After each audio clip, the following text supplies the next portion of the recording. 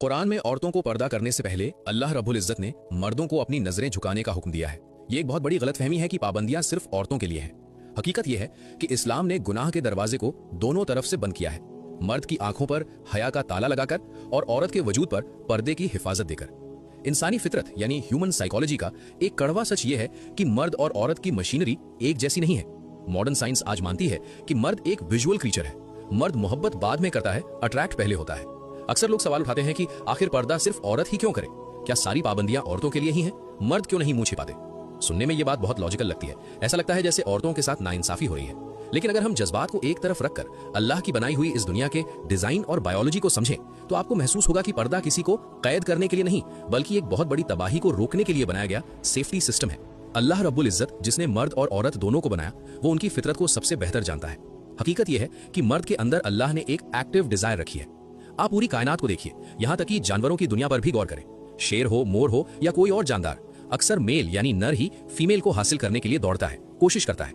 ये उस मेल की गलती नहीं है, बल्कि दुनिया को चलाने और नस्ल को आगे बढ़ाने के लिए कुदरत का बनाया हुआ एक हार्मोनल सिस्टम है। मर्द के जज्बात देखने से बहुत तेजी से ट्रिगर होते हैं।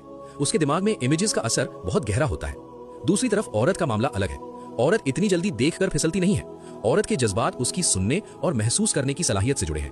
उसे इज्जत, कैर और मीठे बोल ज्यादा अट्रैक्ट करते हैं, सिर्फ शक्लो सूरत नहीं। अब यहाँ लॉजिक लगाइए। अगर एक चीज यानी मर्द की बेकाबू नजर चुंबक की तरह है और दूसरी चीज यानी औरत की खूबसूरती लोहे की तरह है, तो हिफाजत के लिए कवर किस पर चढ़ाया जाएगा? जाहिर है उस कीमती चीज पर जो अट्रैक्शन का मरकज है, ताकि उसे हर कोई इस्तेमाल ना कर सके। इसे एक बहुत आसान और घरेलू मिसाल से समझिए। ये बात सीधे आपके दिल पर लगेगी। मान लीजिए एक खुशहाल जोड़ा है, पति और पत्नी। वो एक दूसरे से मोहब्बत करते हैं, हंसी खुशी रह रहे हैं। अचानक वहां एक तीसरी औरत आती है जो बेपर्दा है, बहुत सजी संवरी है और अल्लाह ने उसे खूबसूरती भी दी है। अब मर्द की फितरत क्या है? जैसे ही वो सामने आएगी, मर्द की नजर वहां जाएगी।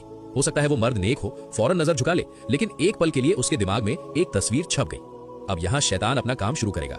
वो उस मर्द के दिल में अपनी ही हलाल बीवी के लिए कंपैरिजन यानी तुलना पैदा करेगा।